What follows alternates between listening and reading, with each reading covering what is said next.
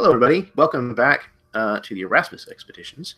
This will be the second match for the Highlander tournament that has been going on. We started this Monday, and it will be going on through the end of November. And then, well, the first round will be going on through November. And then in December, hopefully, we'll be finishing it all off. The winner from Monday's game, you'll have to go watch to figure out who that is. So tonight we have two more Immortals that are going to be kind of taking us through the development of their relationship and how it ends with only one of them still standing. If you are new to my channel, this is a warning that I give at the beginning of each of my games. This is a mature game. These are adults who are playing, and there's probably going to be foul language, and violence isn't absolute certainty. If those kinds of things bother you, then you really, really should just go watch cartoons. I this evening will simply be a facilitator, as opposed to most other games where a GM is a lot more directly involved in what's going on. I'm going to be taking much of a backseat. You may see me chewing my fingernails or pulling on my beard hairs. That's just kind of the way that this kind of game goes. But I will be stepping in between scenes and setting them up, kind of giving the players the prompts, things of that nature, answering rules questions. So I'll be here. This game is using the Reflections system. It is based on another RPG called A Single Moment, which is by an individual named Tobie Abad. And yeah. I will pass it over to my two fantastic players this evening, both of which I have had the pleasure of gaming with before, and I'm very happy to have them both back and eager to see one of them die. So, first up, we have Alan. Yeah, my name is Alan. I run the channel Check for Traps on YouTube, a bunch of live plays, some with Jeremy and other members of Absolute Tabletop Facebook group. So check those out. Really great games, fantastic players, all in those games there. So really enjoyed running those and participating in those as well. Played in several of Jeremy's games and never a disappointment, and always happy to be a part of your imagination, Jeremy. It is a wonderful thing. So thank you for sharing it, and I look forward to tonight's session. So. Thank you, Alan. I appreciate it. Tonight, however, you will not be playing in the mental playground that is up here, however sick of a playground it may be. Tonight we play in the playground of you and Bill. So, Bill, why don't you go ahead and introduce yourself?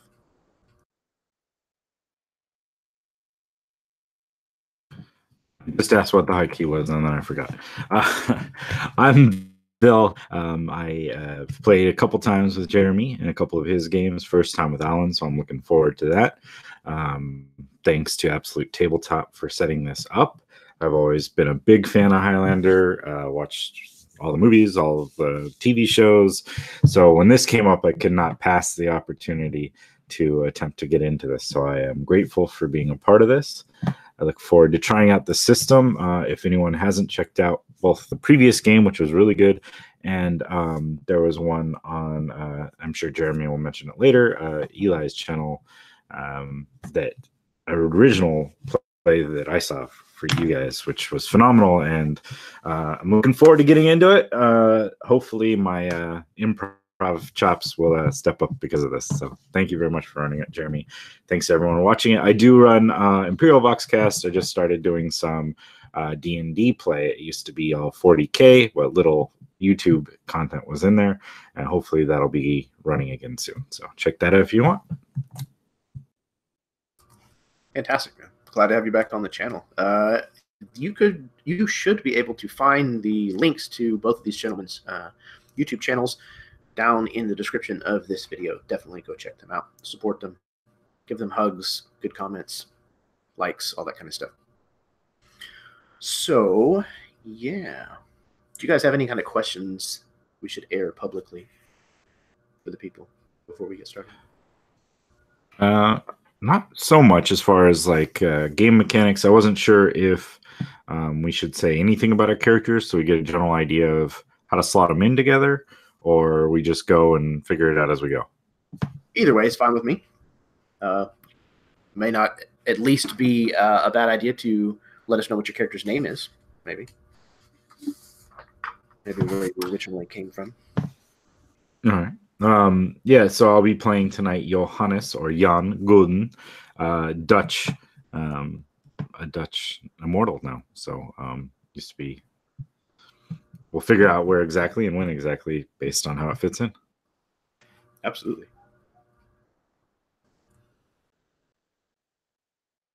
There we go. Unmute.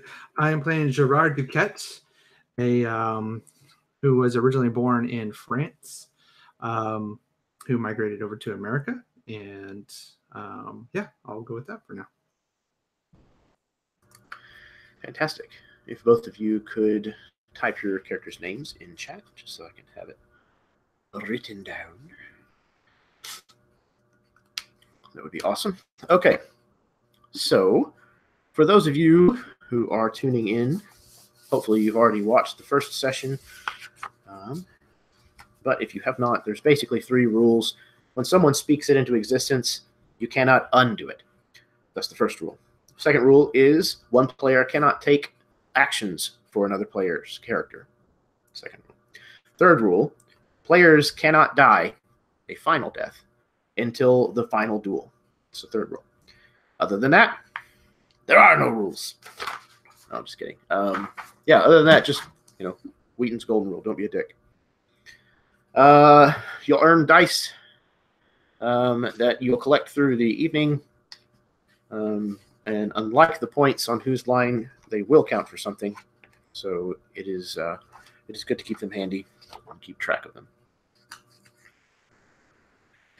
If you guys are ready, let's do this.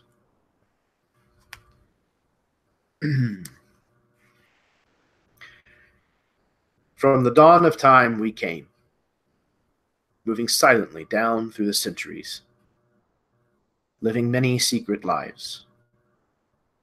In the days before memory, there were the Immortals. We were with you then, and we are with you now. Throughout the history of men, there has been a secret war waged by powerful beings known as the Immortals. Most of these beings live out normal lives with no knowledge of their true nature, their true power.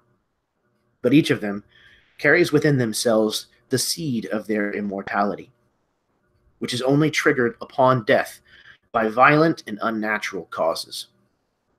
It is only when they experience this first death that they become immortal.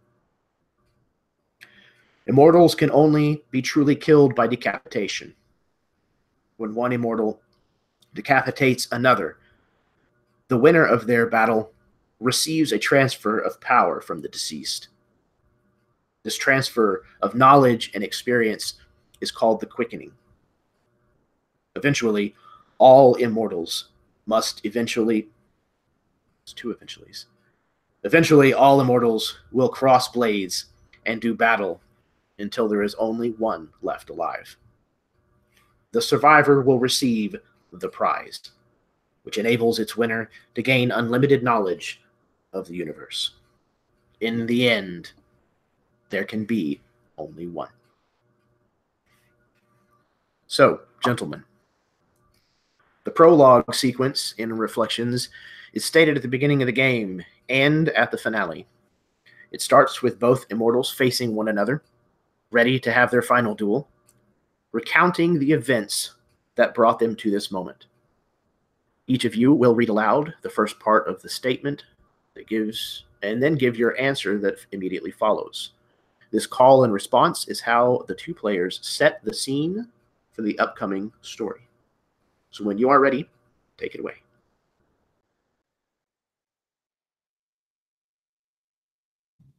All right. We rolled off earlier, and I won the honor of kicking us off. So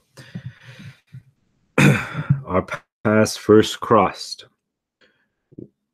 in the late 1600s when colonial and trade aspirations placed nations on the threshold of war.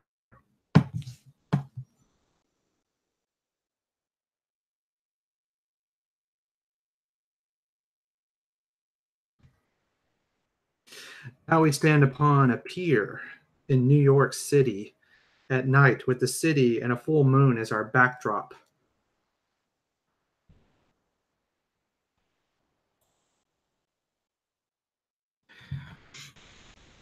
I remember when you were young and innocent.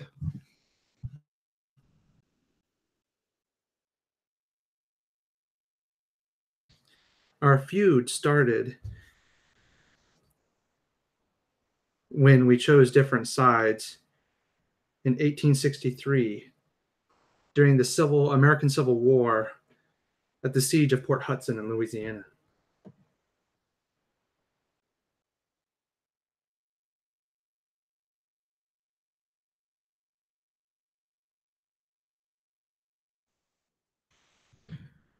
Name is Johannes Gooden. I am here for revenge for your betrayal. My name is Gerard Duquette. I am determined to exact my revenge, and the prize will be mine. There can be only one. There can be only one. Fantastic. I'm already excited about this. I love jumping through history, this kind of stuff. It's so cool. It's one of the coolest things about Highlander and vampires. All right. The first scene is titled The First Death. This is the first time you met. You did not know each other before, but one of you experienced their first death. And somehow you found one another. You may not have trusted each other at first, but you earned that trust. Perhaps you parted afterward, for decades or even centuries, but your fates were linked forever from this moment. Also, think about who you are and in what period of history this takes place. Perhaps one of you became the first teacher to the other, imparting the oral traditions and rules of being an immortal. This scene should also be about learning what it is to be an immortal. If you guys will look over your objectives, it sounds like you might have gotten those already. Send them to me. You are ready? Okay.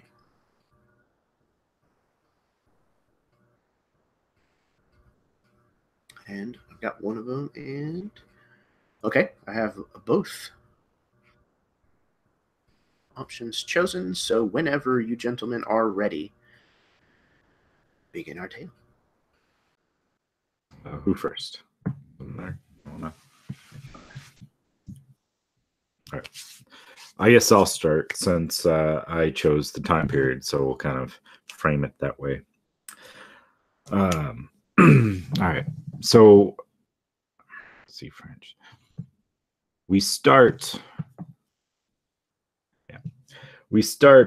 on a pier in France, a spot known for its raiders that have set shop out of Dunkirk.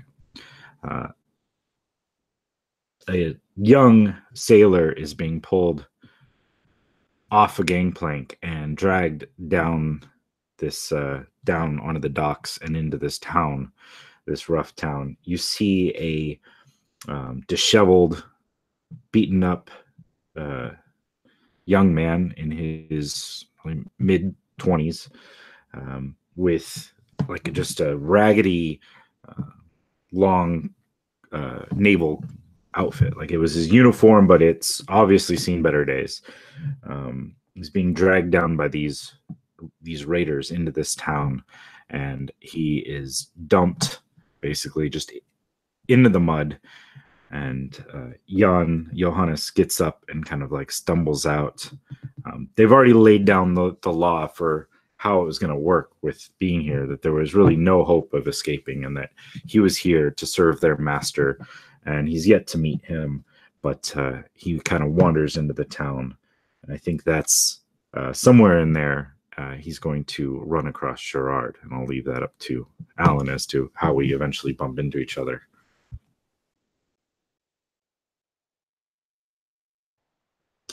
All right.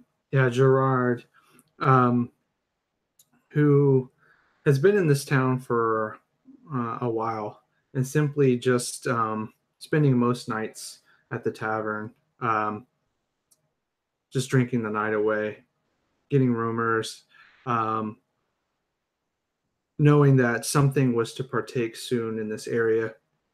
When he notices this young sailor, kind of as Gerard just kind of waiting in the shadows of an alleyway as he just watches the sailor getting dragged off the boat and shoved into town, and begins just to kind of follow him as he has a suspicion about this young man, that something is about to change in his life relatively soon.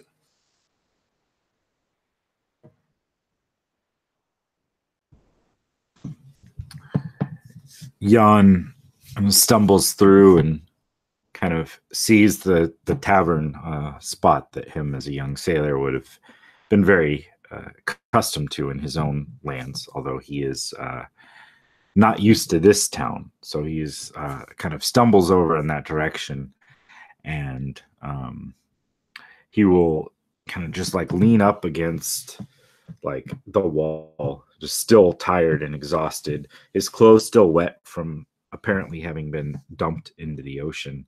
And he kind of glances around looking to see if there's any friendly face in this place. And this town has been, the people there have been raiding the merchant ships of his country for a while. So he is afraid of everything here. Like, he's heard like boogeyman tales from older sailors about the treatment that captives get here and how they get turned into pirates and they get turned into these raiders. And he's not looking forward to whatever it is that causes a man to betray his homeland, such as that.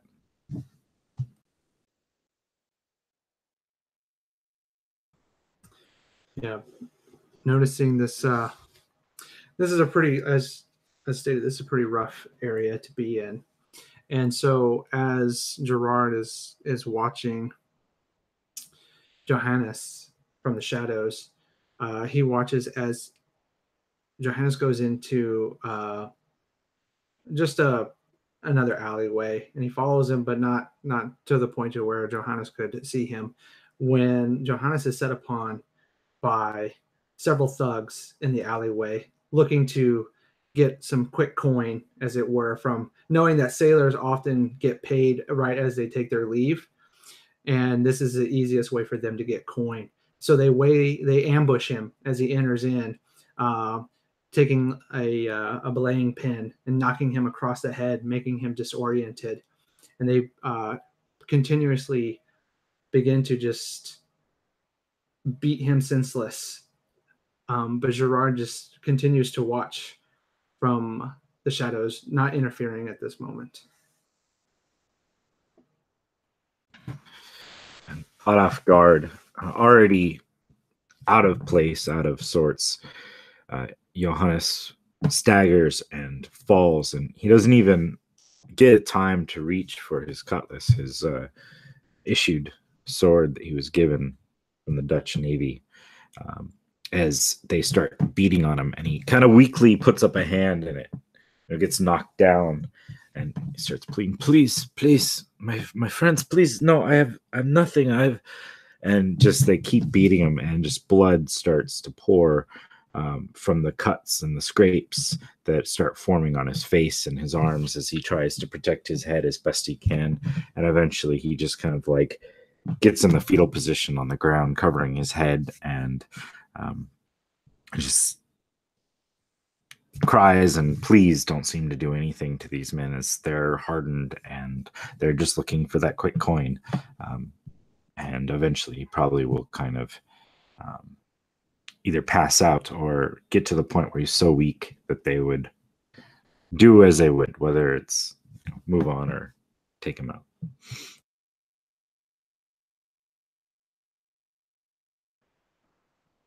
I would say it's at this time that one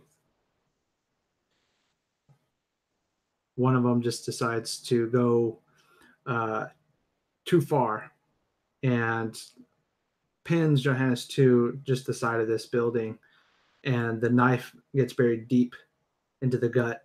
Definitely a fatal wound as the stiletto is pulled out. Blood is just pouring out of him. At this point, Gerard steps in, and the thugs, having gotten their coin and not wanting to draw any more attention, run off, leaving their victim to die.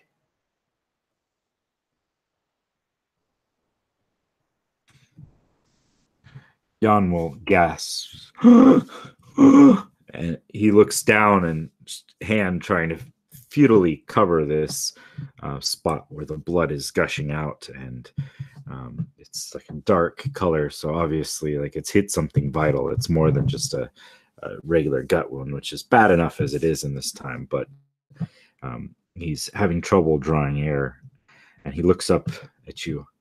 Please help me, please. I don't know what I did or why I'm here.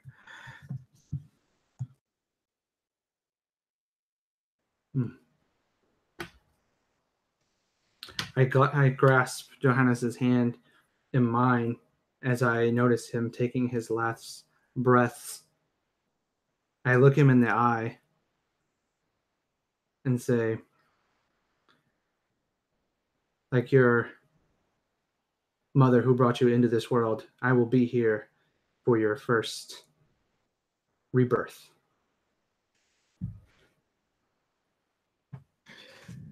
Jan's last thoughts are, what does he mean by this? Like, in his head, if he could process properly, he is unsure of what this man means or why this is the last thing he bothers to say to him.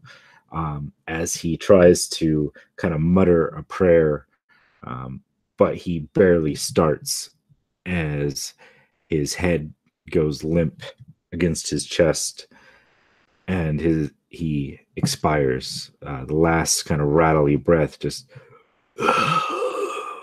escaping from him, and he sits there limp and quiet for quite some time. Although, of course, Gerard would know this. He's probably seen it. He remembers experiencing it, so he waits. And eventually, Jan's eyes snap open. What is this? And he looks down to where his blood-soaked clothes are, but the spot, the tear in his shirt where the knife went in, underneath is this pink, like, skin covering that spot. His hands are still covered with the blood, but they're already starting to dry for the several minutes that he was out. And he looks up at you in confusion, and he is scared because this is not natural. This is not normal. He died. He knew he was dead. He was saying prayers to, greet his maker. And he looks up at you, who show no sign of fear, no sign of judgment or questioning, and it makes him even more scared. Welcome back. No doubt you have many questions, and I can provide the answers. But it is a long story. So too much to tell over just this night. But if you come with me, journey with me, I will teach you what I know. And I will keep you alive. Teach me. Oh, my family. I must get back to them. My people. My country. I must return. My father, my mother, my wife. They must be thinking of me. I don't know what happened, but I'm here by the grace of God, and all that is there must be a reason for it. Perhaps you can help me. Maybe we can return to my country, and you can get me through these people. Obviously, you must know something.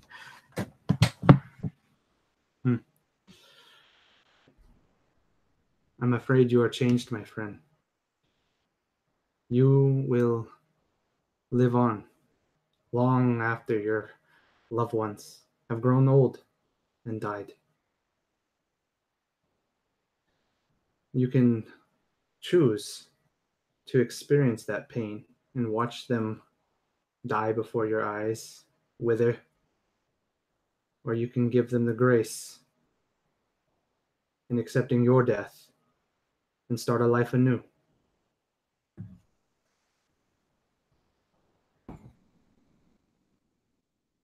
You've obviously known of this whatever this is that is causing me to stay alive, stay here, but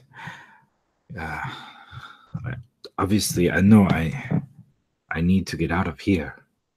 However that takes, however it works. Perhaps, I don't know, perhaps you can get me out of here, and if for that alone, I suppose I owe you. Whatever you can teach me of whatever this is, if you know what it is, then that I also owe you for. We must get out of here.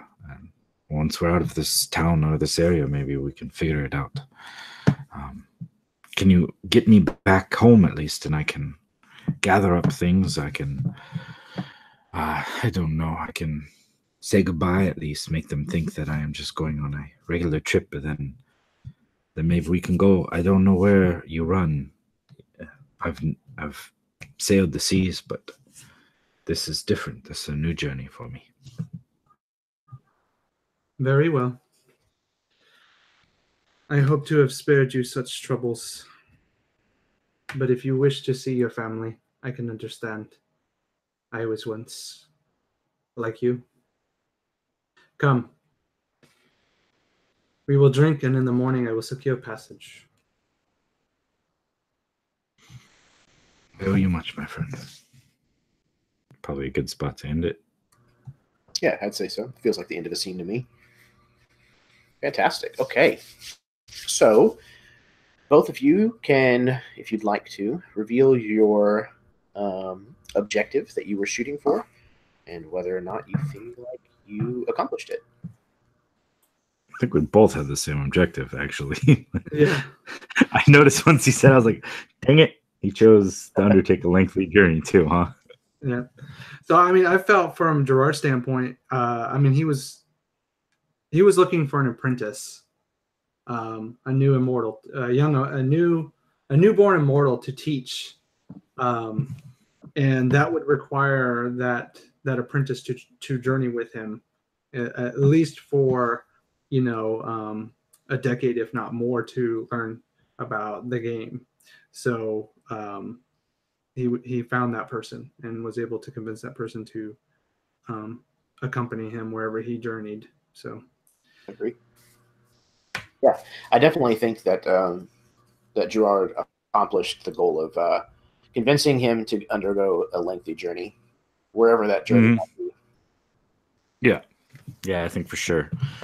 I don't know. I kind of tried to turn it around at the end because I knew he had accomplished that, and I already got the okay, I'm gonna have to journey with him. So I was at least trying to get him to go with me back to my home, which is a couple country away. But I don't know if that considers lengthy enough, or whether I'm just starting off with 4 hatred. I mean, in that time period, I don't know that there was a journey between countries, especially by sea, that I wouldn't consider lengthy. Yeah. So I think that even though it's not the same journey, both of you have managed to accomplish the objective in this scene. I would definitely agree with that. Sweet. I'll take it. So both of you have 4 regular dice. All right.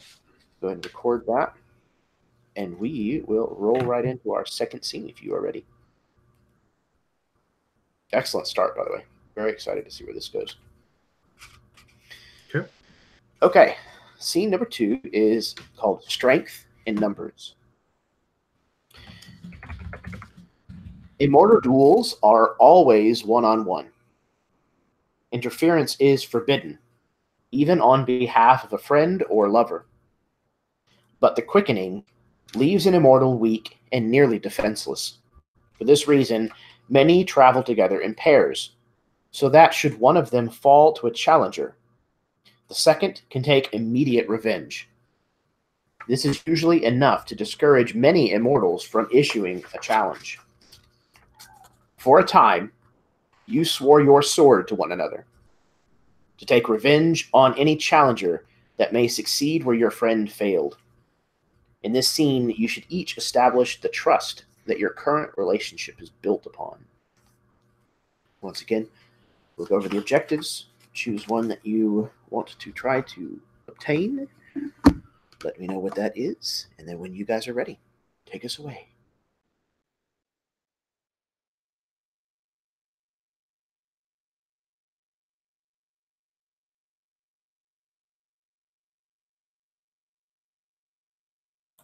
All right, I'll start it off this time.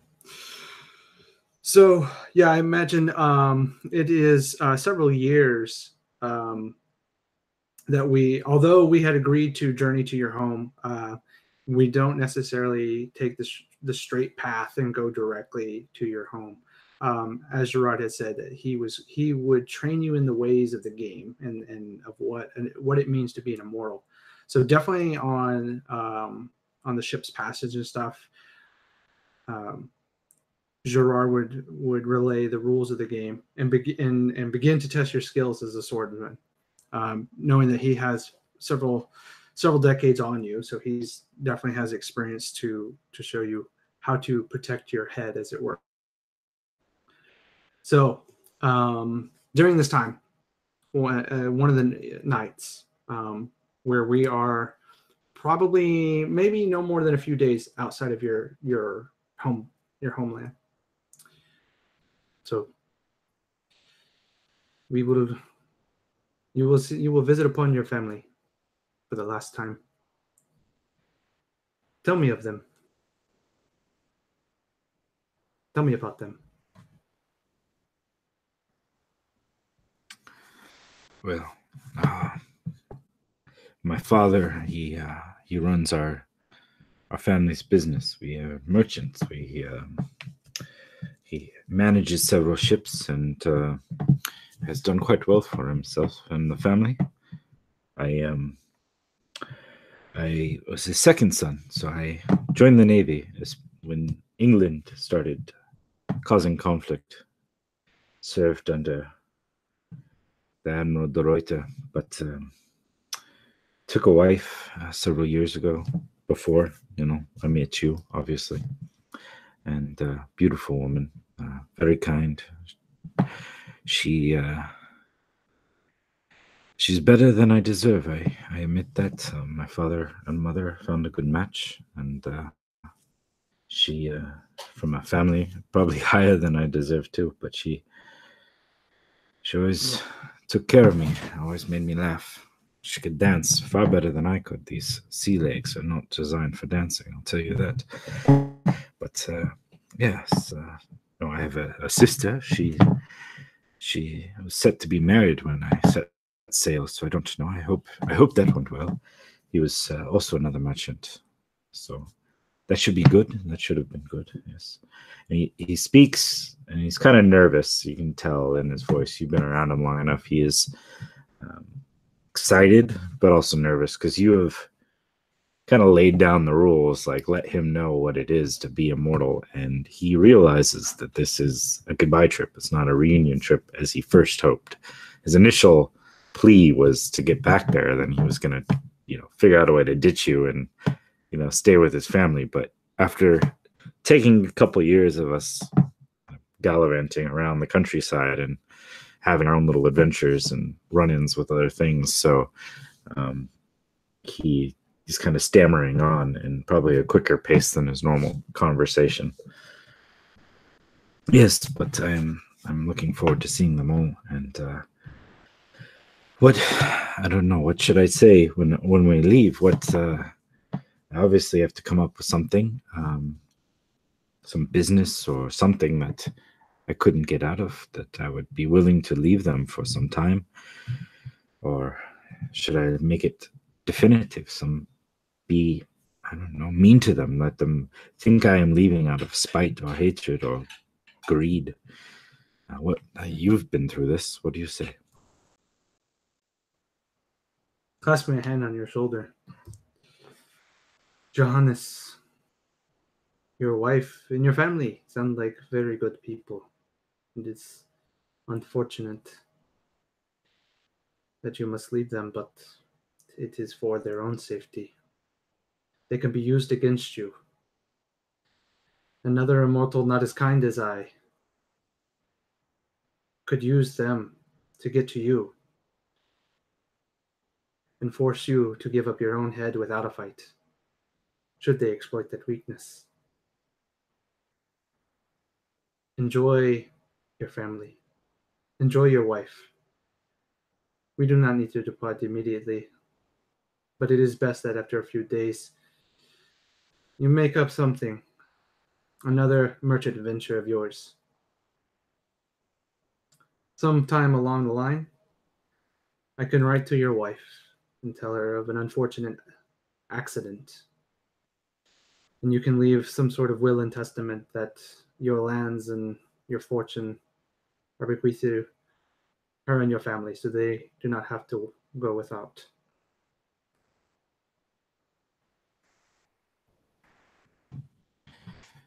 I'm lucky that I ran into you, Gerard.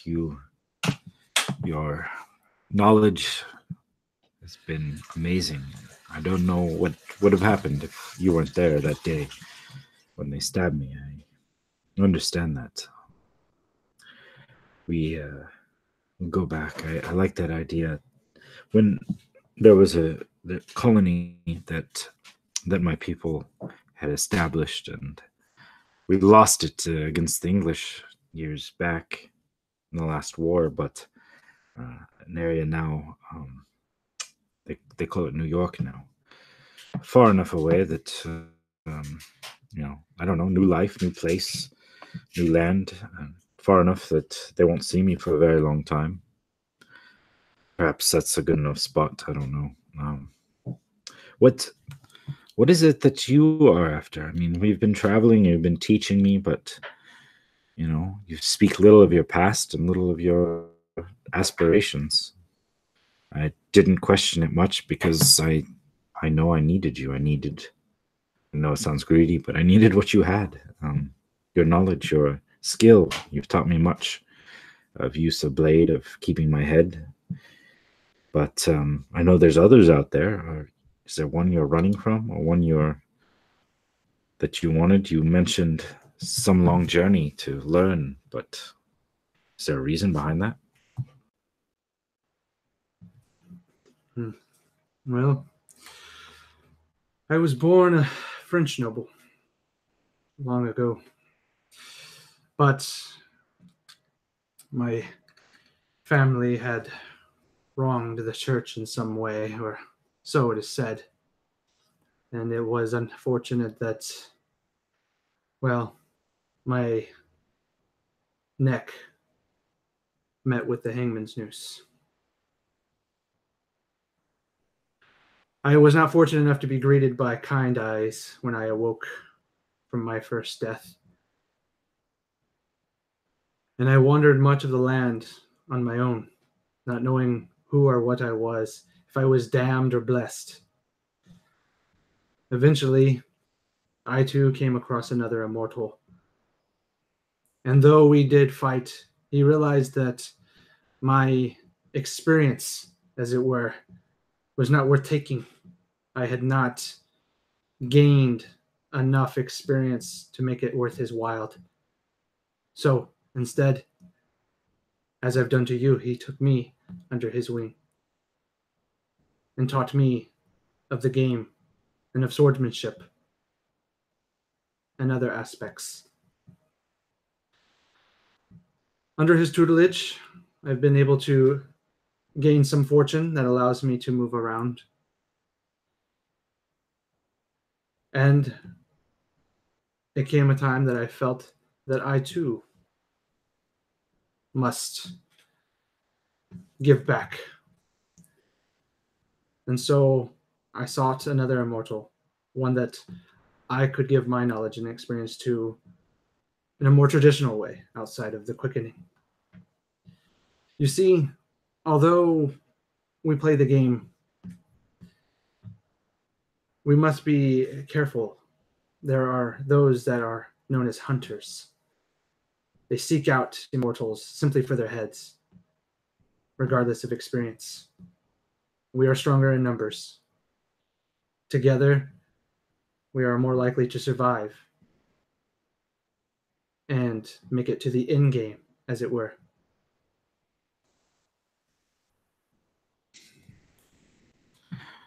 I'm grateful that you are not one of those men, but I mean, why would they want things to end? Why would they care? I mean, I understand you mentioned the quickening gives you experience and power, but I mean, we have the world, we have all life, we have all time. I mean, with what we have, we can accomplish much, we can learn much, we can, I don't know, see much. What little I've seen. But remember the rules, my friend. There can only be one, and only one may gain the prize. The prize is that of knowledge of the universe. And only one of us can gain that knowledge. And some seek it for themselves. And those who seek it for themselves would bring dark times. So it's up to immortals like you and I to defend that prize until the end. I much rather face blades with a comrade in the end than with an enemy. It came down to you and me by some chance. Would you? I mean, are we like compelled? Is there no way to stop it? Or is it better for the universe if one of us should fall? And therefore we fight it out anyways. Gerard just kind of looks around at the beauty of the nature around them. We can no more fight our nature than any of the creatures around us. It is in our blood. It is who we are. Should the time come, just know that we fight at our best. And hopefully it is on good terms. So that when, should one of us take each other's head, it is with dignity and honor.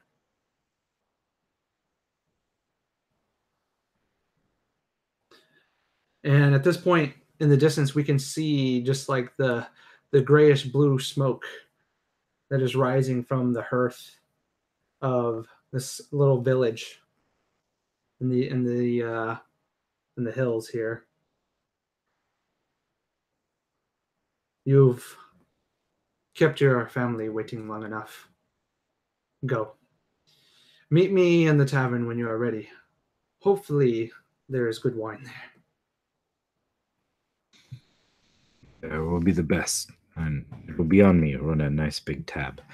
And he'll clasp his arms and just kind of like start running off towards that smoke in the distance to greet his family for the last time. And it's kind of with a heavy heart, but still that excitement of finally getting to see them after so many years of being separated. And seen, I think. Yeah, well done, guys. This is cool. I like this. It's very, very interesting to see what is different and what is the same from the first one.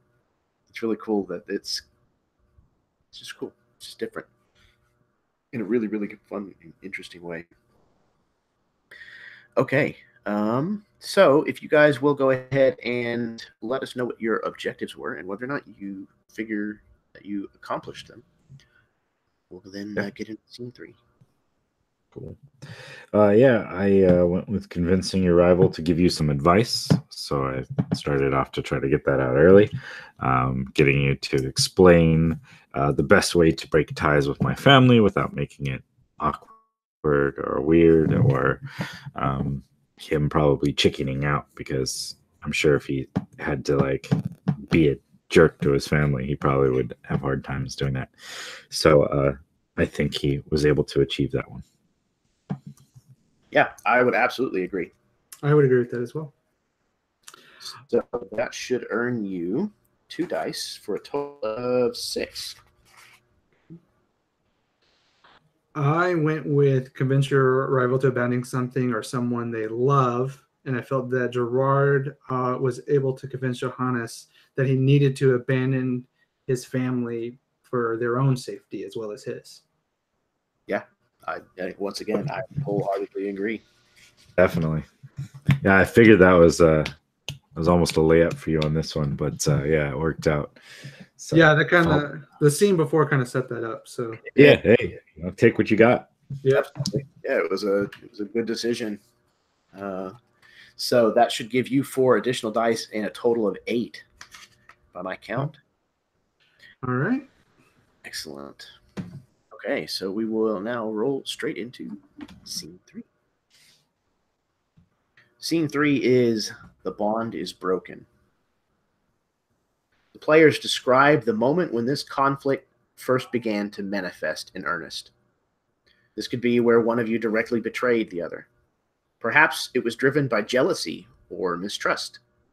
Perhaps it was simply born out of a misunderstanding. Pay special attention to the circumstances leading up to the situation. Could there have been another choice? If yes, explore what that choice could have been. If there was no other choice, why is it that neither of you can now let it go? Once again, look over your objectives, send them to me, and then when you gentlemen are ready.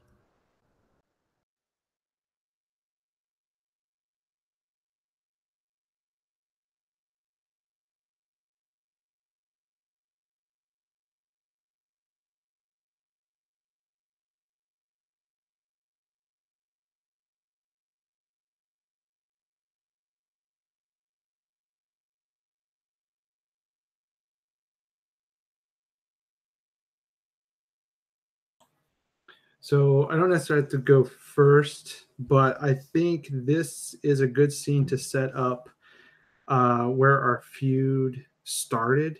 As I stated in the prologue, during the American Civil War.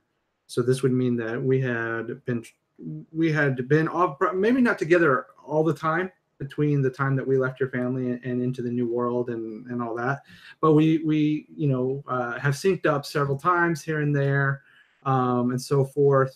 But I would imagine it's around this timeline. It is during the American Civil War that this third scene takes place. So I can start if you like, or you can take it. Yeah, I don't mind starting it. Did you have a preference on which side of the conflict you wanted, or did you even want to... If you want to, you choose what side you want, and I'll choose the other. All right. Tough. Okay, I guess I'll end up being on the south because French ended up siding with the North anyways in the war. So we'll say you stuck with whatever ideals you had gleaned from your previous homeland. All right. Yeah. So it is, the war has broken out. Jan had used his money and his wealth to set up a plantation in the south. His contacts he still had from home took heavily in the slave trade, and he obviously purchased his workers that way and established a very profitable enterprise, both with running a plantation and probably owning some ships that are running back and forth. So we've probably been separated for some time. And now that the war broke out, he is tired of the northern states trying to impose the strong central government, and he wants to keep the power for his state. We will say he is set up in Georgia at the time. And so he joined the local military as an officer and is marching into battle and it is there in Port Hudson where we are going to end up coming across each other, not knowing originally that either one was on the other side. We've probably lost touch for several years, especially since the war broke out. It would have been tough for us to maintain any sort of correspondence at that point. And so Jan will be, he'll probably be going by John this way, kind of Americanizing it as best he can. And he'll be like marching through a field with his men and waving his sword over his head, urging his men on. Go, men, go! Charge that! Move in! And he will be watching them run up to their position, and he'll run up and slam against a barricade next to his men. Ready yourselves. Man your muskets. Get ready. And then he feels that tingle, that familiar sensation that alerts him to the presence of another one of his kind somewhere nearby, and he will swivel and kind of kneel up a little bit higher so he gets a better view over the barricade and start scanning the enemy lines, because if it were on his side, he would have felt it. So he knows to be somewhere over there, and he's scanning for what disturbance and what possible change to the battle this may have brought.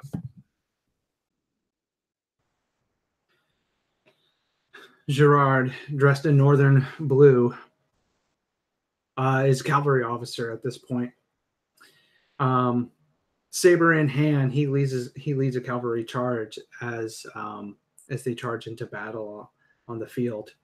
As the battle was, it is complete chaos. War cries, muskets firing, cannons firing, horses charging, men just death cries and shouting and blood everywhere. It is in this massive chaos that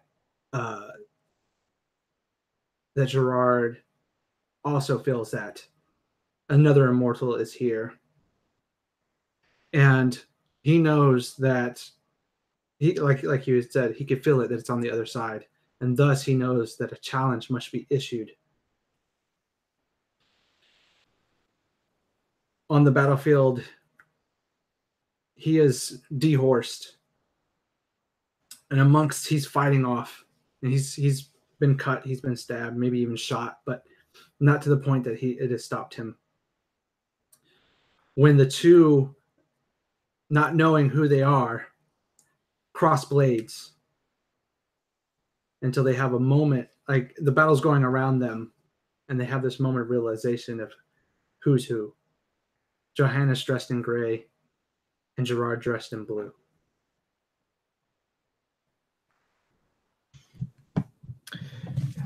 Johannes will look, and the hatred that he was feeling before kind of just seeps away. But he still has these like connotations of northern power that's been set in his mind for the last several years. The slights, or the perceived slights, that him and his fellow statesmen have felt.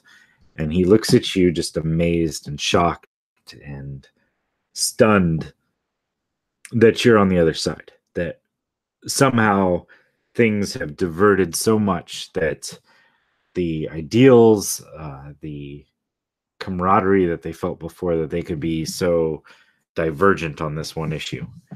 And he'll kind of shove against your sword and stumble himself back several feet to create some space. And around them are bodies. Like, for the most part, there are maybe one or two alive, but a lot of the men around them have died, either by their own work or by the work of others nearby, or, volley fire taking them down. He'll look at you. Gerard, what are you doing? You support these power-hungry northerners? What happened to our free spirit, our time together when we were roaming and enjoying our freedom, our independence from all these powers we left so far behind so many years ago?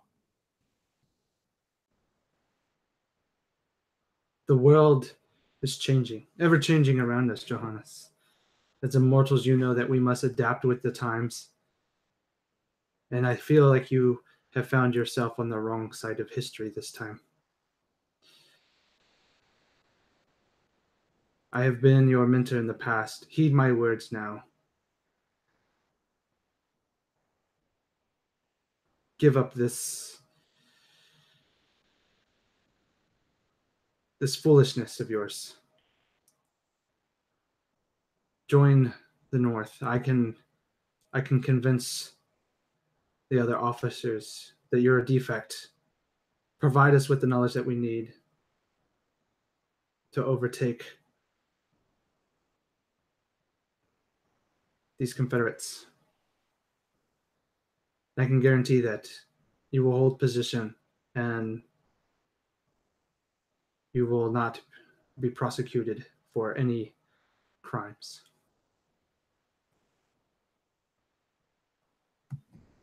Crimes? Crimes? You call this crimes? We defend our right as a state, the right set up by these United States that you hold so dear, that have managed to be corrupted and changed, managed to be twisted so that the government takes all the control from us, who control so very little as it is, the states that know what their individual people need. I see no crimes but defending my homeland, my new homeland. As I'm sure you can see, this is freedom. This is the way we wanted it. We have control over what we wanted. You live in big cities up there, enjoy the power and the money that you get from our hard work and toil down here. Is that the life you wanted, Gerard? Is that what you taught me so many years ago? If so, then I do not see how we can see eye to eye on anything.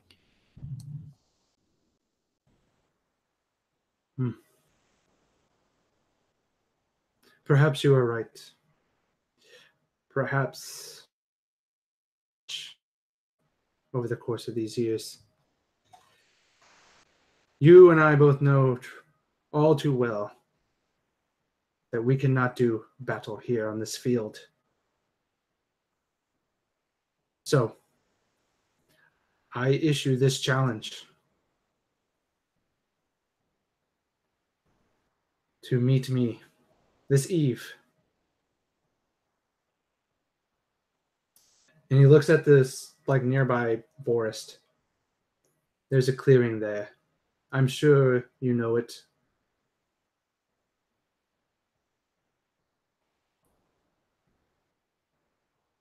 Meet me.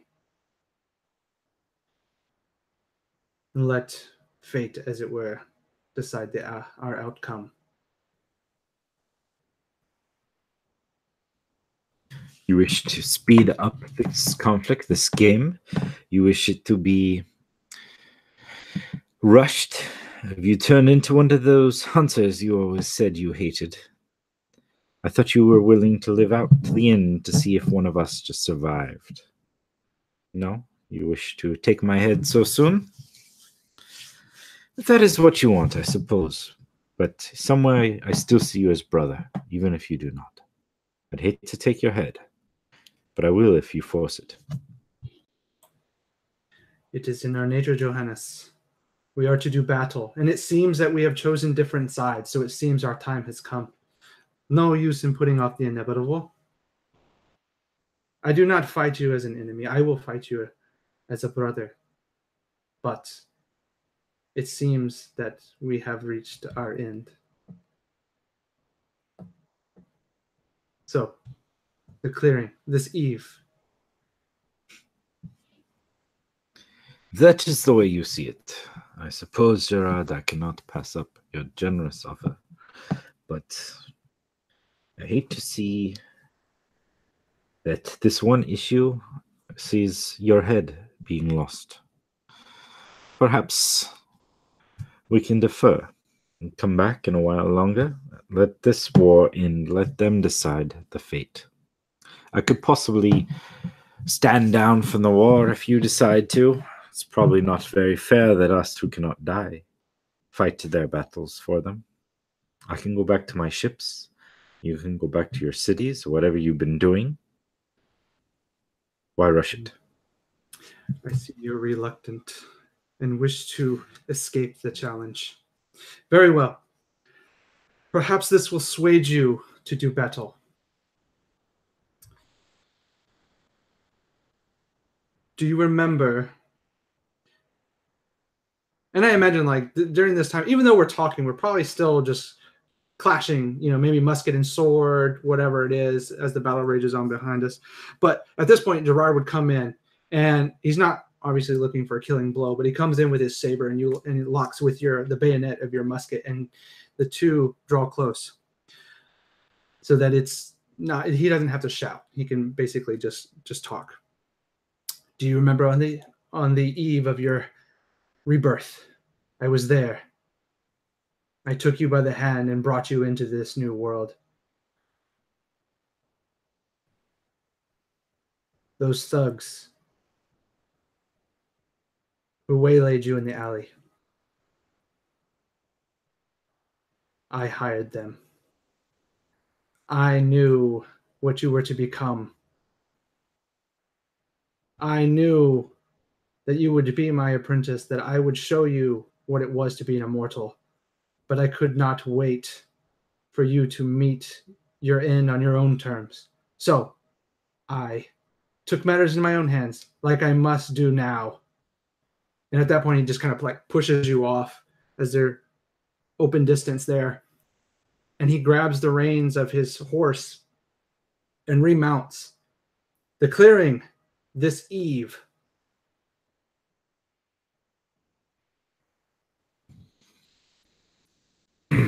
Probably a great spot to stop it right there. Yeah, I agree. Excellent. I love it when shit gets good. It's been good, but I love little twists of the knife like that. It's just makes it all that much better whenever it all blows up in the end. So true. Fantastic. Okay, so if you guys would go ahead and reveal your objectives, we'll figure out if you achieved them or not. My objective was to convince my rival to express regret and have ever meeting me. So I probably ended a little too soon then. Yeah, I would say that that didn't quite come across. I think we were getting there. Right.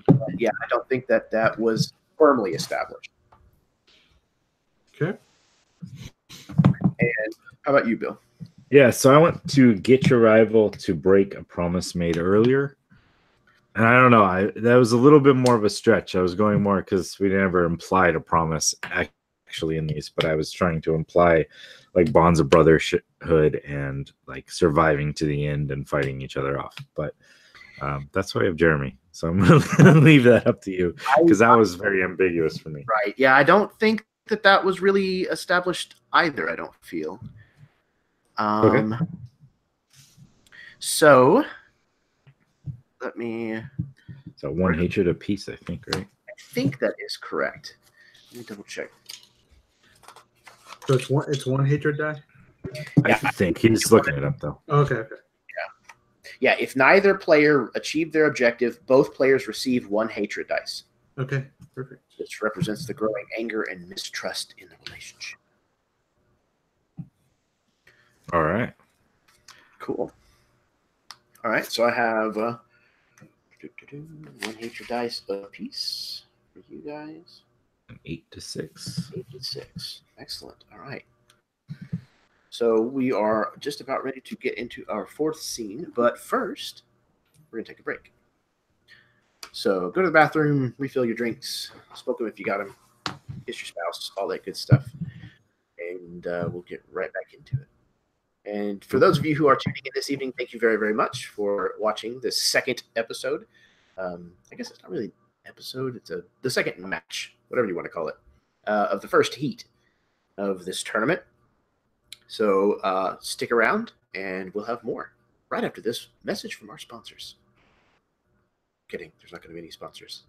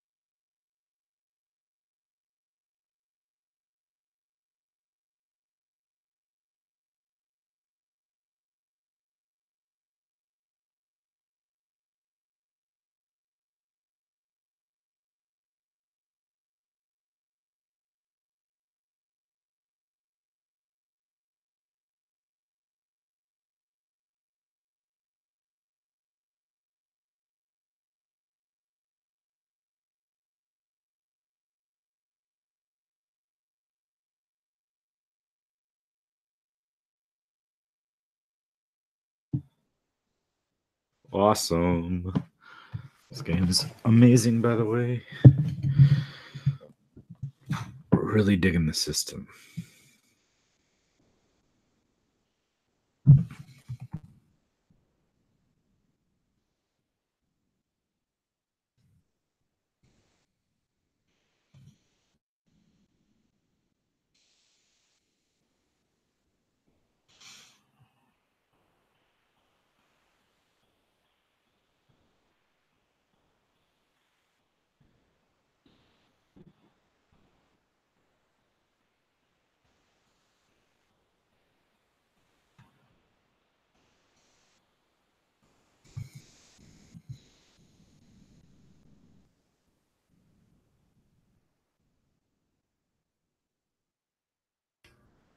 All right. Hey, what's up?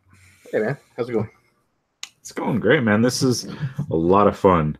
My initial tactic of relying on Alan's superb skills and beating me in all these and just collecting a lot of hatred did not seem to pan out so far.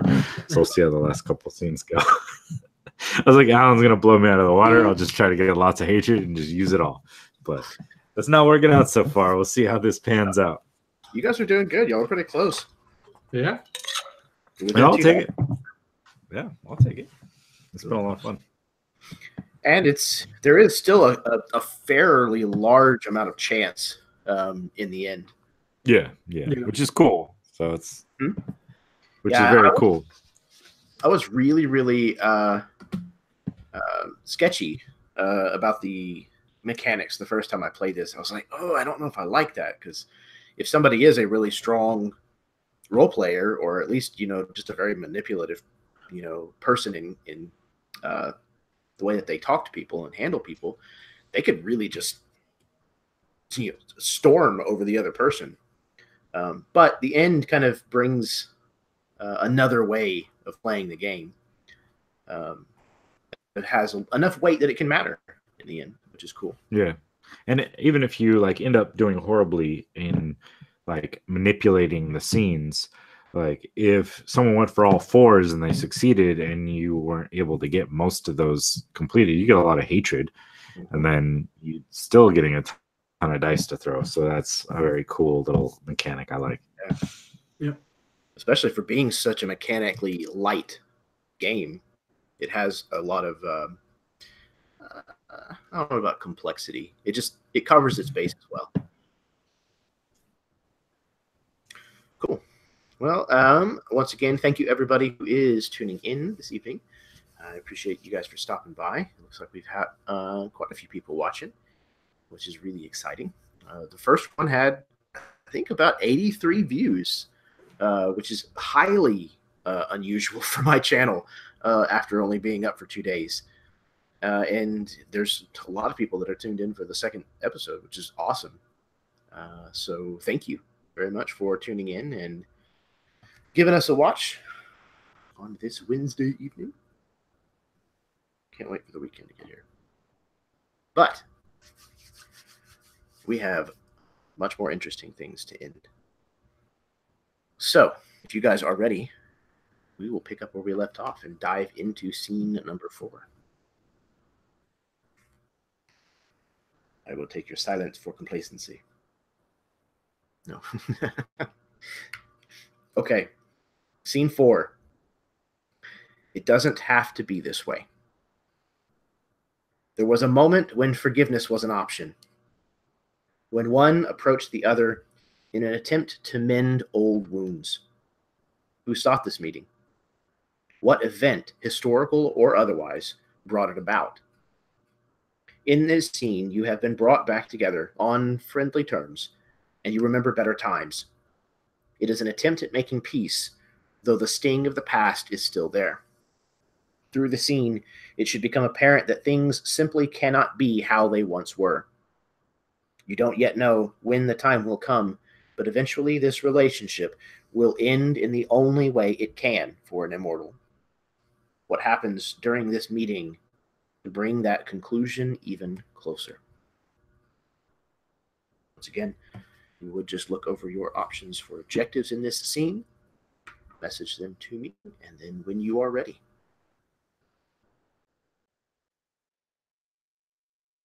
Whenever you're ready, Alan, you can start us off.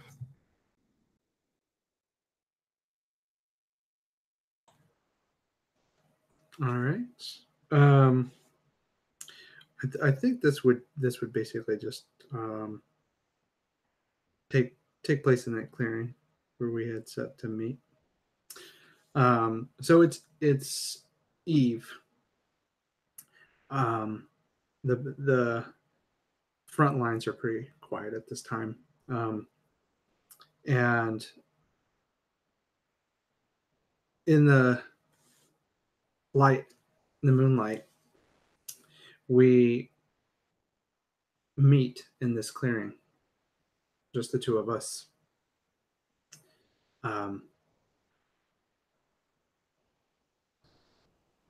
See you enter the clearing. So you decided to meet my challenge. If nothing else, to see if I can talk sense into you for one last time, or see if there was something more pressing behind this all. I'm here out of respect and love. For once we were brothers, and I would not mind that to continue. So, tell me, my friend, are we really here to take each other's head, or are we here for something else?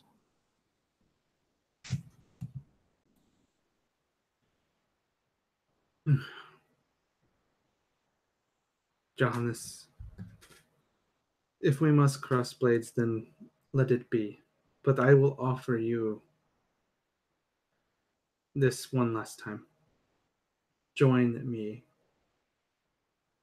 again as brothers.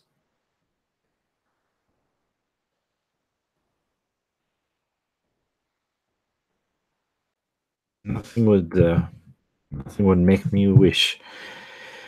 Nothing would make me happier than to be your brother again, Gerard. But I do not know. I do not see this fight. It does not feel right. It does not imposing the power of a nation over a weaker group of men who just want to have their freedom. Doesn't seem right. We could walk away. We could do something else. Or is there something more? Do you need me for something more, or just wish your old friend, your old brother, poor old Jan, to be at your side one more time? I will not slaughter my countrymen, my brothers that I met down here, that I fought, that I trained. I will not slaughter them with you. I will abstain if that is the only way to amend this, the only way to make this right, but they cannot side with the North. The best I could do is step back, unless I miss something.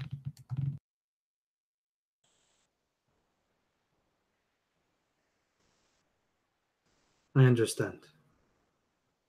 You know me. I am not without honor. I would not ask you to do something that I knew in your heart was not true. So I will not ask you to raise your sword against your fellow countrymen, as it were.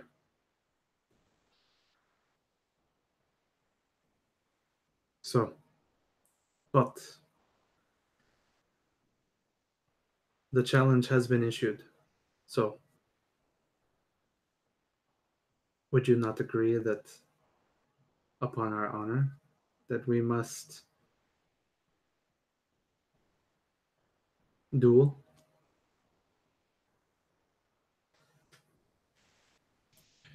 So quick for a head. Wishing to follow these rules you set before. If that is what you wish, we can cross blades. We can leave one of our heads lying in the mud here and let the countryside see the fireworks of our lightning storm from the Quickening. Or we can walk away. We could board in one of my ships. We could go somewhere else. I can get you away from all this, if that is what you wish. Get you away from whatever drives you to such hatred and desperation as to fight along the lines. I'm sure you had options, unless you didn't.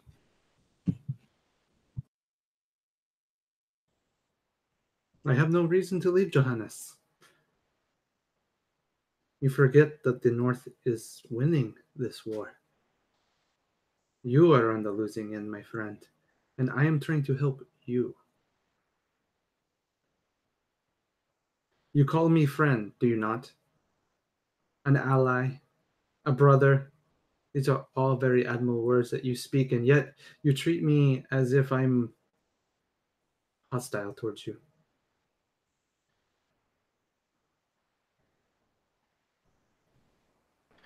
You yourself, my old friend, admitted to having me killed in order to hasten the coming of your apprentice. Well, here I am. I made your apprentice. I served with you. I fought with you. I killed with you. I traveled the world with you. We made fortunes together. We lost fortunes together. And here we are now, standing in a clearing with the smell of dead and the mud and the cannon smoke still in the air. Is this where either one of us wants to end? Yes, my side is losing. I get that. I did not fight for the winning. I fought for the point. Remember that? The point of putting up a fight, of letting your voice be heard. I refrained because I know it is not fair for me to fight, but your side has pushed hard and pillaged and destroyed much of my countryside. So I took up arms in defense of my land. Is that hard to understand? Help me escape. I could board a ship and be gone in hours. That's not trouble. I have ships waiting in harbors, just in case. You know me. Why don't you escape? Run away from this fight. Do not slaughter these innocent mortals. Let us go about, learn more, make our quickening worth something more. We only have a few hundred years on our heads. How about a few hundred more?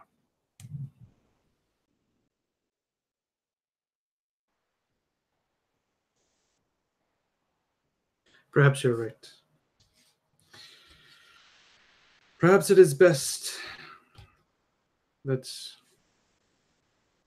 we let this go. That we both exit the field for the best.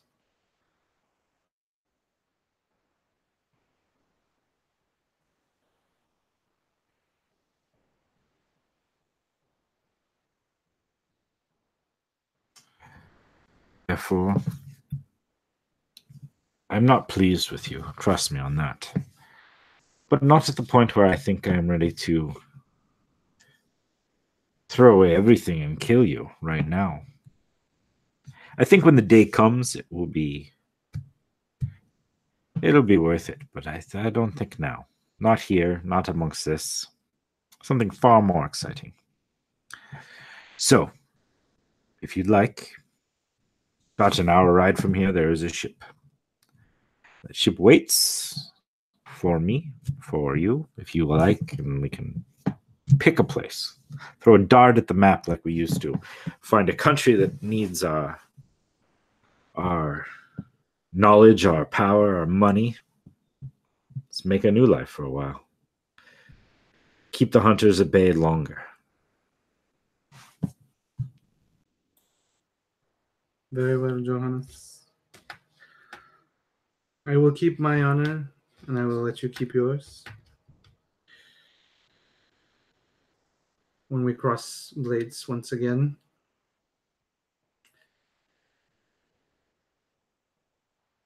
let us do so as we first agreed, when we first met, as honorary brethren.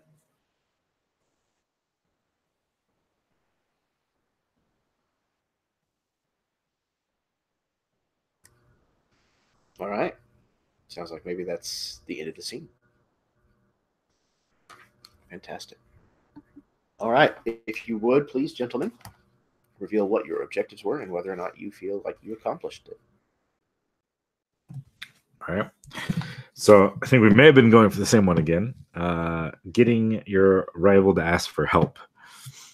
So I was trying to go for that. I was hoping by trying to get you to accept a way out upon a boat of mine that would be kind of falling into that line. Whether you think that's actually help or just you going along with your things, that's kind of up to Gerard. I don't know. Help. I don't know, Jeremy. What do you think? I did not get the impression that Gerard accepted or asked for any of the help. Yeah, I didn't feel certainly that per se. I figured it was close at best, and I was finding it trouble to work into that the way the scene was set up. Right. Some of them are difficult to do. Yeah. But shoot for the stars. I tried to get you to say something admirable about me, basically. So I don't know. Do you feel, Johannes? I mean, there were some admirable things, but I don't know if they were particularly that you were saying it directly, like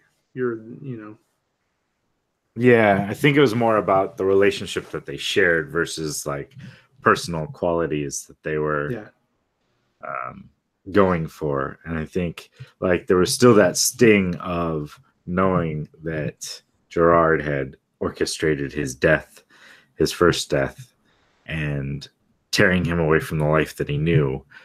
But then I think there's part of him that A, it hasn't fully sunk in because it's only been a few hours, and B, he knows that eventually he would have died or it would have been necessary to get to this potential. So he's not entirely hating him, but he still has that anger. So I don't necessarily think it was directly admirable about him, more about the times they shared. Yeah, I definitely don't feel like anything admirable was directed or said to him. Right. So I think that's probably going to be one additional hatred dice for you both. Okay. To bring both of your hatred to 2. Okay. And still 8 to 6 on the normal dice.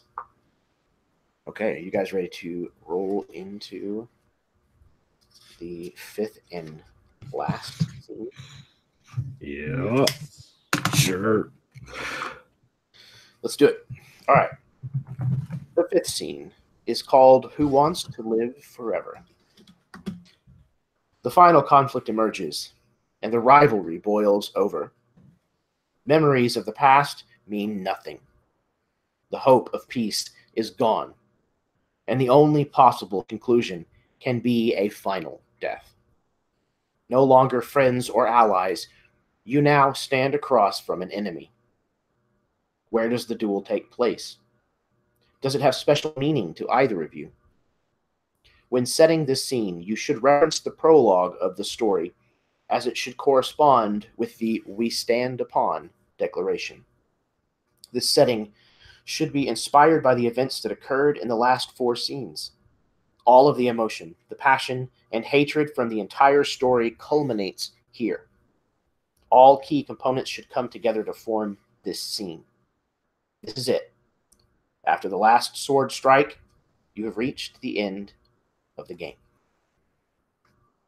So this is the moments that lead up to the final conflict. So once you guys have looked over your objectives, decided upon your tact, please send those to me, and then the stage is yours.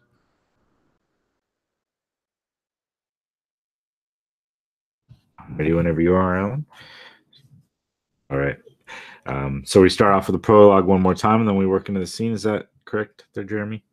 Okay. Our paths first crossed in the late 1600s when colonial and trade aspirations placed nations on threshold of war.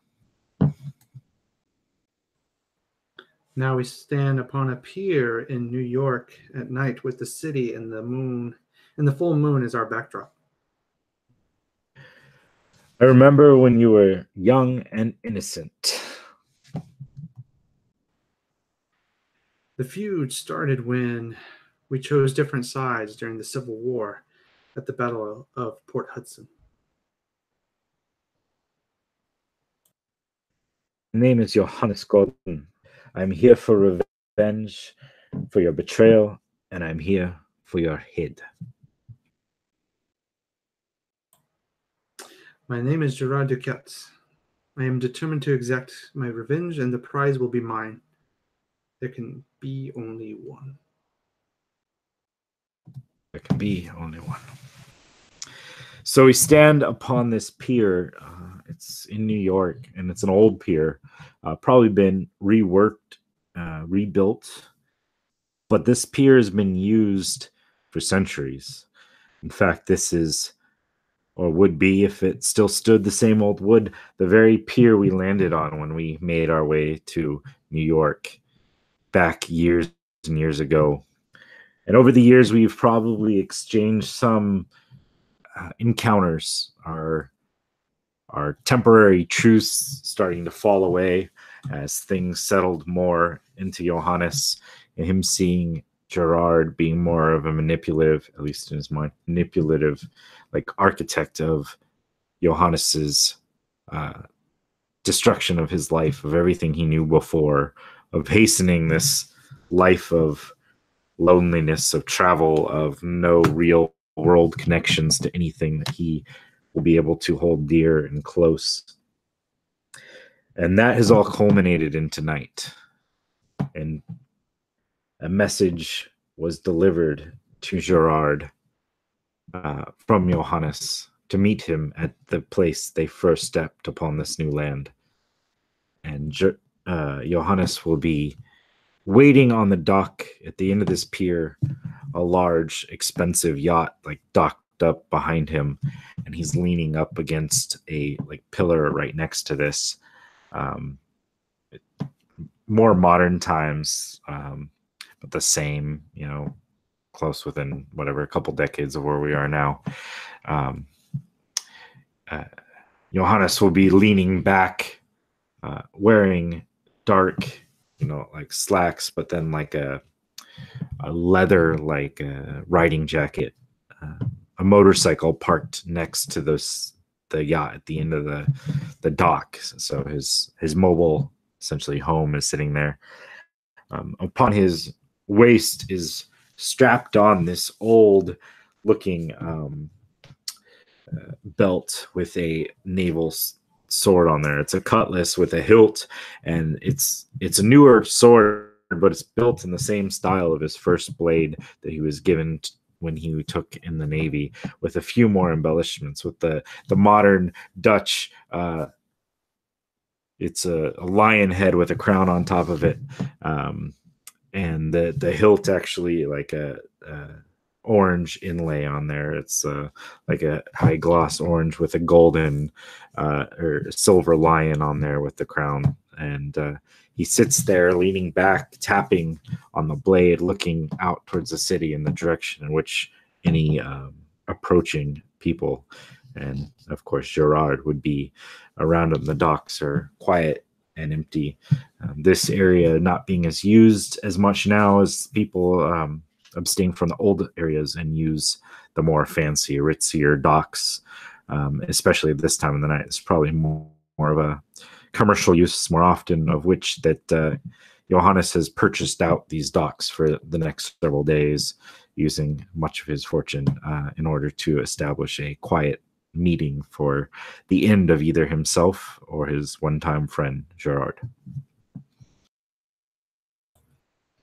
And Gerard doesn't arrive in anything fancy. As much like when they first met, he was waiting just among some of these like ship crates and stuff that were sitting among on the pier here, and waiting for nightfall when he notices Johannes arrive. So he walks, as it were, towards Johannes and the yacht. And obviously his look is very modernized. His hair's cut short. He doesn't wear it long as he did all those centuries ago. and he is basically dressed in a long coat as to cover his sword. And as he approaches and he notices that Johannes is wearing his, he simply just moves the coat to the side and reveals the basket broadsword that he wore when they first met. It has been well kept. It is definitely an antique, but it looks the same as when they first met.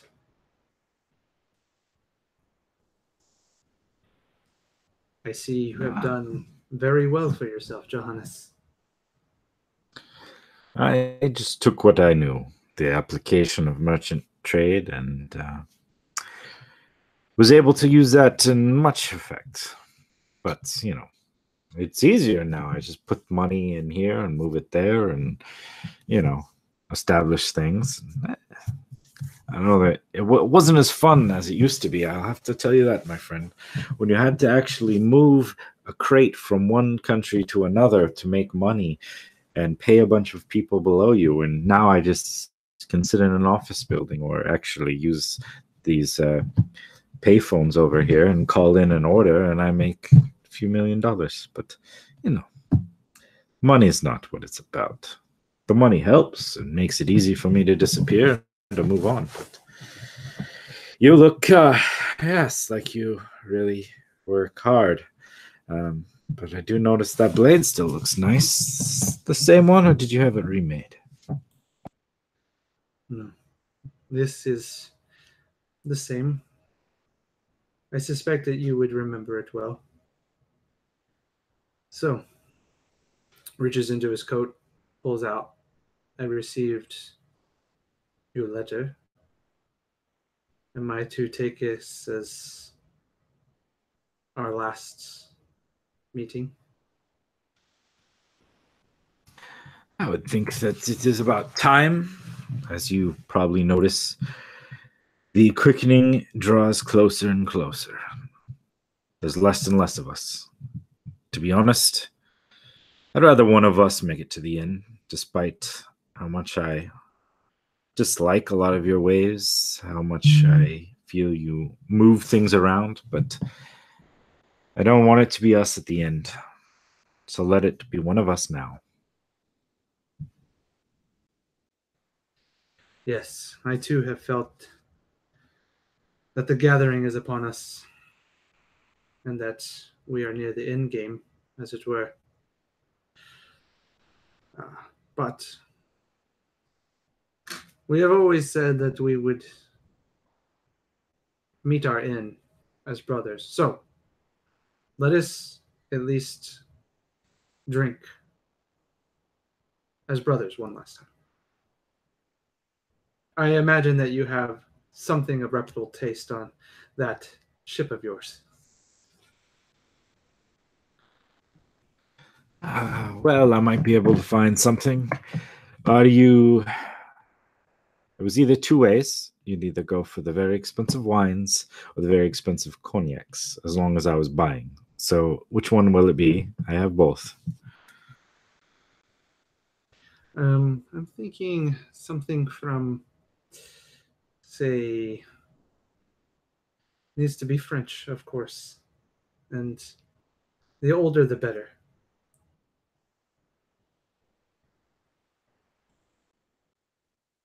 All right, well, let's see.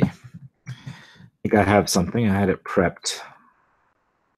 You wait here while I grab it. It's actually on deck. I didn't want to be so gauche as to have, a $20,000 bottle of cognac sitting here on the side of the pier with me. So, but I'll grab some, and we can have one last drink, and then you can try to take my head.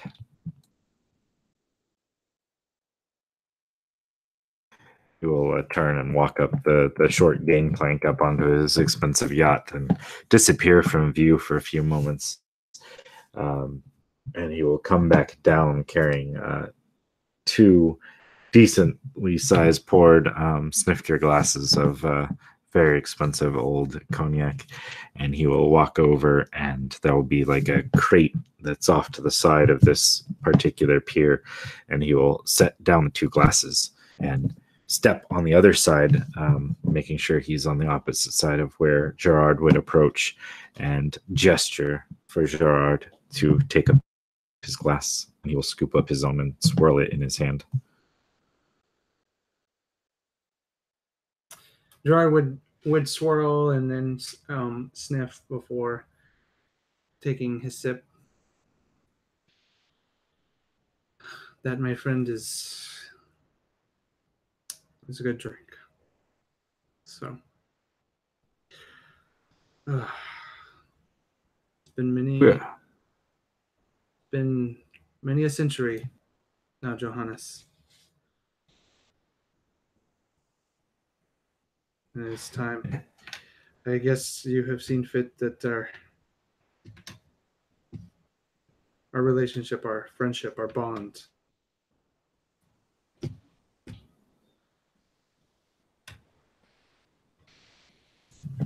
Yes. Yes, we have gone a long time, and we have managed to avoid each other for the most part. I know that you did what you did. I don't know.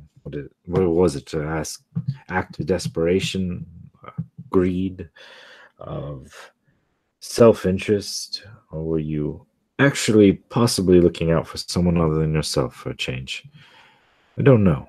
That's been mulled over in my mind for years.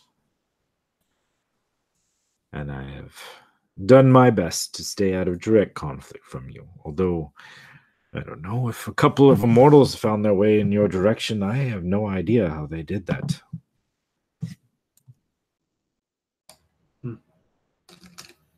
Yes. Well, we've both managed to stay alive this long. So, do we draw swords, or how best would you wish to do this? I'm meeting you here on your terms. I feel that I owe you that much.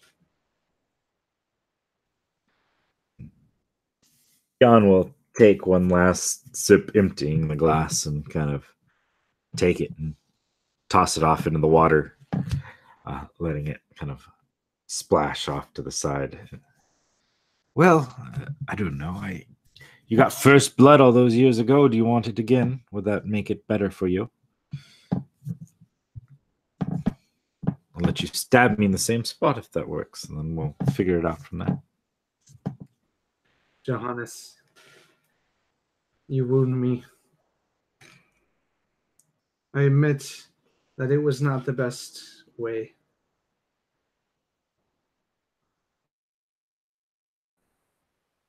Did we not spend a century or more together? We learned from each other, protected each other.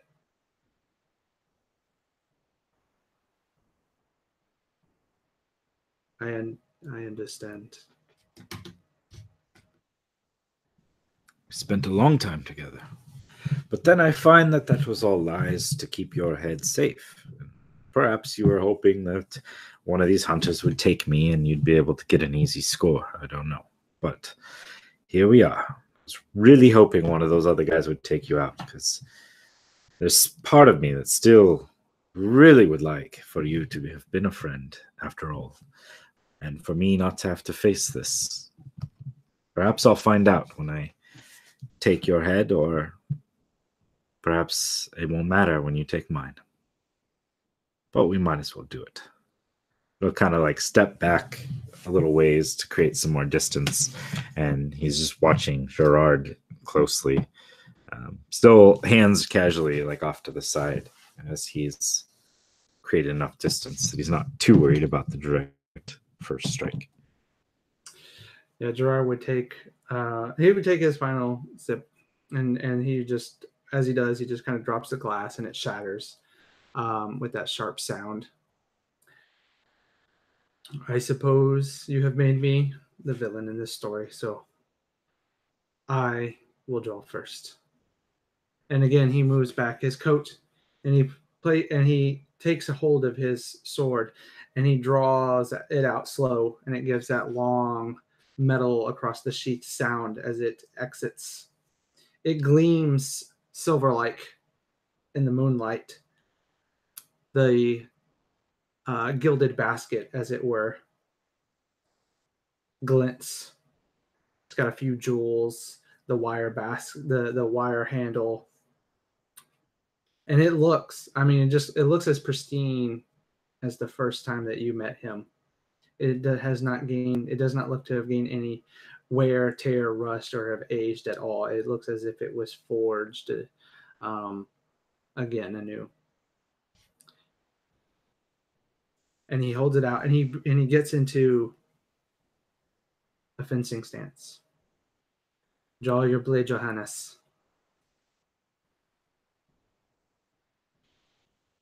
Johannes will reach down as, once he sees the blade drawn, and he's going to pull his, and he kind of he lifts it up, and it's raised up over his head. It's kind of curving down in front of his face, ready for any downward strike or to move around. It's not quite as long. It's designed for shipboard combat. It's what he was originally trained with. And though it is not as fine, it was not the same blade he once wore. It is crafted in the same manner with stronger, more durable material that his fortunes have been able to form, since his original one was, for a basic, low-level officer in the Dutch Navy. So he didn't really have anything nice enough. He looks at your blade and says, I venture a bet that it is the same blade from when I was first met you. If only you had cared for me like you cared for that blade, we would not be here now. Then perhaps it is fitting that you meet its end in your end.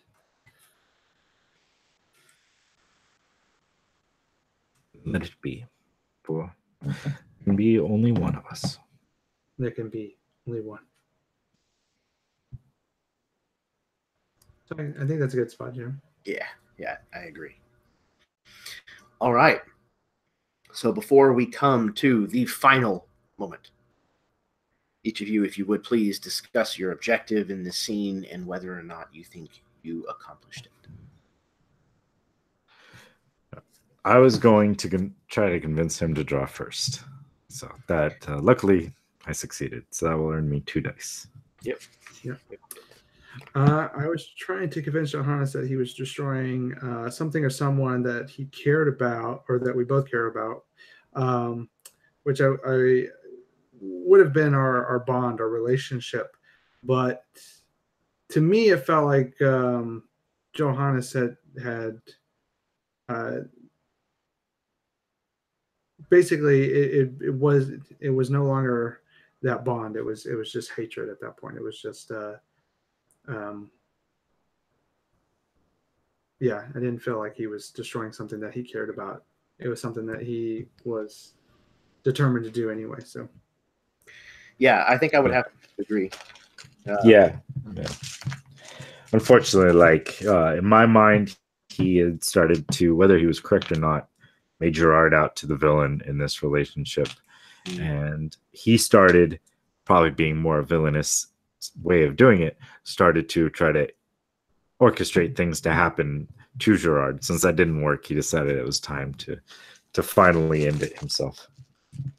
In pursuit of what he saw as the villain, he became the villain himself. I love it. Yeah.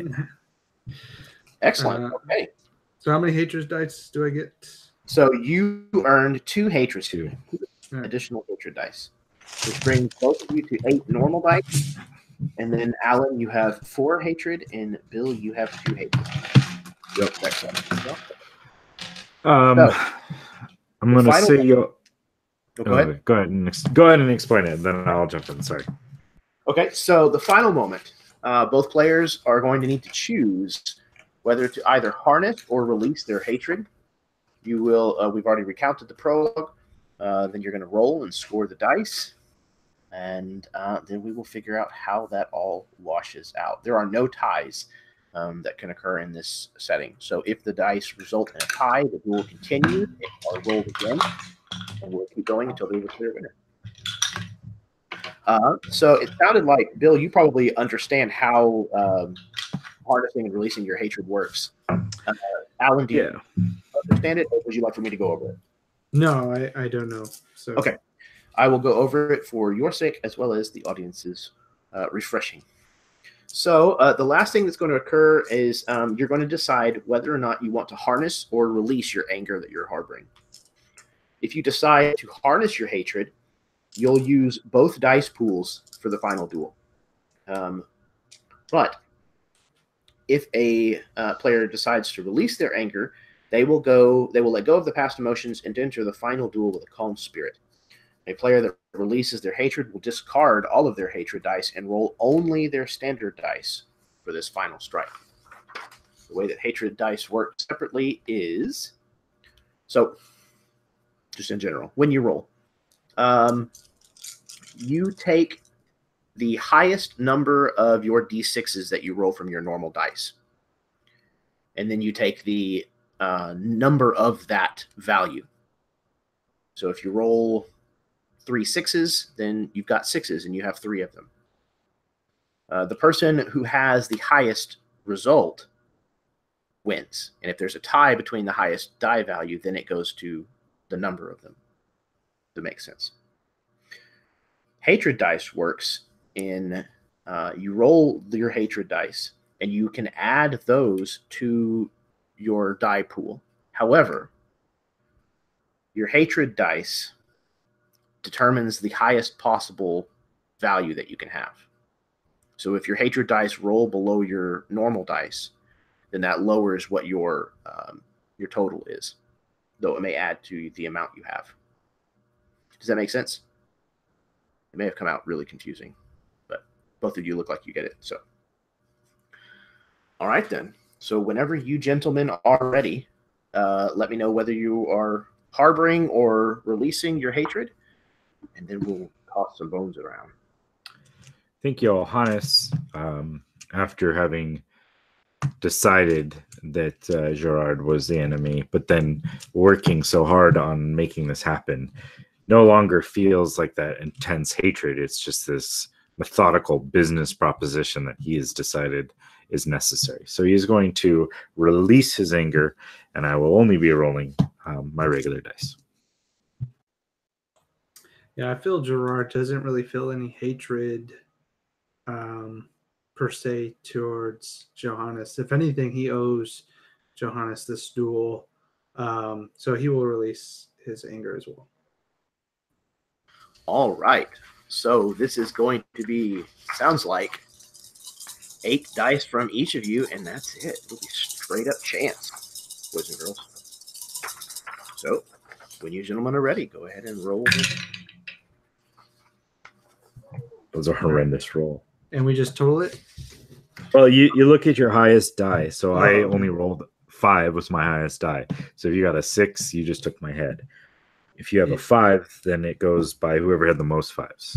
Correct. Yeah, I have 2 6s. So all right. Okay. So you're going to take my head. All right. 2 6s, 2 5s, 2 4, or sorry, 3 5s, 2 4s, and a 3. Yeah, this was awful. I had 4 3s, 4 and 2 1s. So even if you rolled a 5, you were probably going to beat me as long as you rolled 2 of them. So yeah. Do you want to describe my death, or would you like me to? Or combination. It's fine. Yeah, I think it'd be a good combo. So I imagine like the two at first like cross blades a few times. It's just like whoosh, whoosh, just kind of like testing the waters, as it were, warming up, and then it gets into it, right? We're on the pier and we're fighting. Whoosh, whoosh, whoosh. Sparks flying from our swords as we dance across this pier. And we come to the we exchange a few blows here and there. We're cut across the arm or the thigh. We're getting to the point where we're kind of just getting tired. And we come to the point to where Gerard sweeps under and sweeps at your leg, cutting a big gash across the back of your leg as you fall to your knee, and he disarms you as your sword clings across the way there, leaving you open, and his blade resting on your shoulder from behind. Johannes.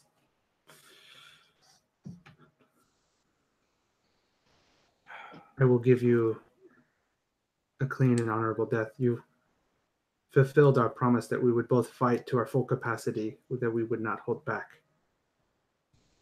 I hope that you will see this as... I hope that you will hold no ill towards me for what I have, for the wrongs that I have done in your past.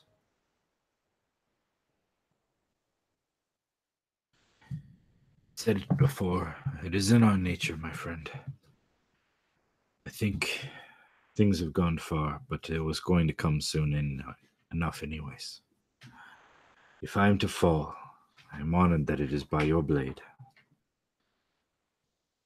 If you see fit, there's a box upon my boat that is for you in the event that this ended the way it did. I will join you with my power, and hopefully you will see the end and make things all right. And he will kind of straighten up with what little strength he has to make it his neck as big and honorable as possible, like open of a target as possible, to make it an easy, swift, hopefully painless, or as little pain as he can get. There can be only one. There can be only one. With a quick swipe, Johannes's head lingers for a moment before his body just falls over. The clear sky that was around this pier as the full moon was lighting is soon covered by dark rolling clouds as a sound of thunder erupts. The wind picks up and swirls about Gerard and as if a spotlight shines down upon him, he is embraced by this light as electricity and lightning begins to flow all around him. As he shouts, as his body takes in Johannes's quickening, as he releases this guttural yell, and he too falls to his knees under the sheer power that he is absorbing. And as it's done, he hangs his head low.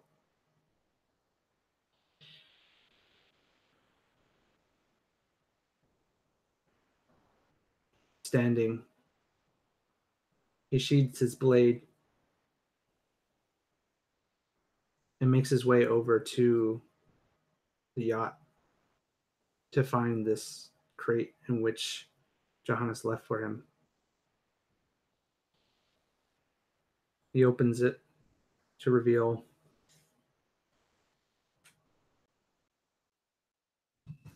That would be up to you whether you really wanted to know it. But I figured that Johannes at some point realized he probably took things a little too far.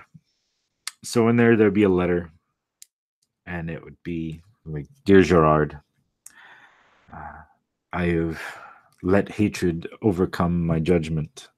I've let it blind our friendship. Whether you ever felt that for me or not, I do not know, but I know I felt it for you.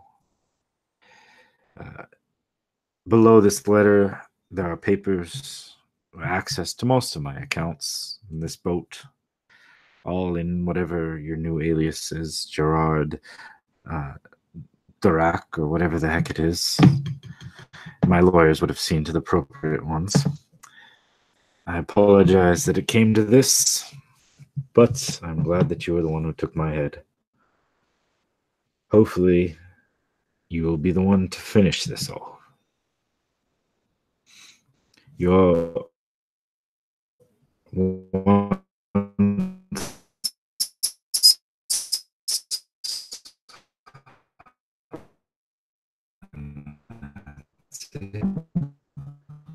You're cutting up real bad, Bill. I don't know if it's me or Good friend.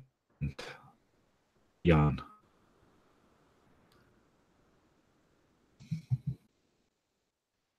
pretty robot-y there at the end, but I think we got the gist of this very personal letter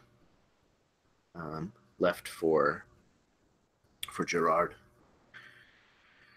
And I think, yeah, we pan up into that kind of storm-covered sky and watch as these lightning bolts kind of crackle through them as they slowly dissipate. And a scene.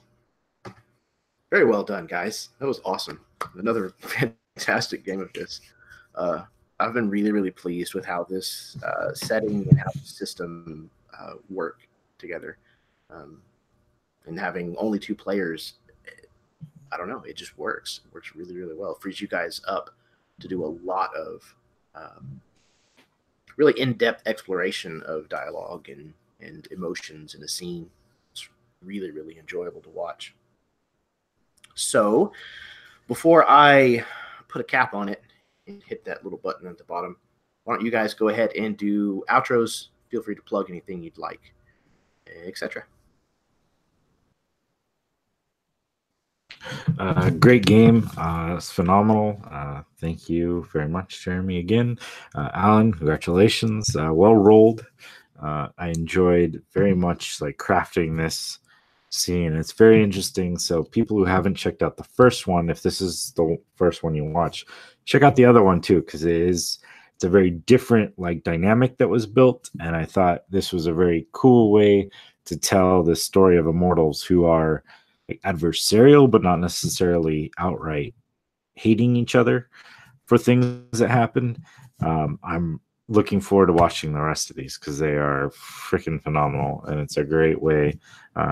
The system, just like you said, is very elegant in the way it does, how simple it is, but yet it manages to create this great backstory, great like depth. And I love the fact you chose the Immortal world, because it's very cool to be able to span centuries and include historical. Having a bachelor's in history, that's always something I'm kind of excited to do. So thank you very much. Again, my channel, Imperial Voxcast, and check out Absolute Tabletop, because they make things like this happen because we're all together, and it's a great community. And even if you're a lurker like I've been recently, you can find some great games and fit in, and if nothing else, great advice and camaraderie. So thank you very much again, guys.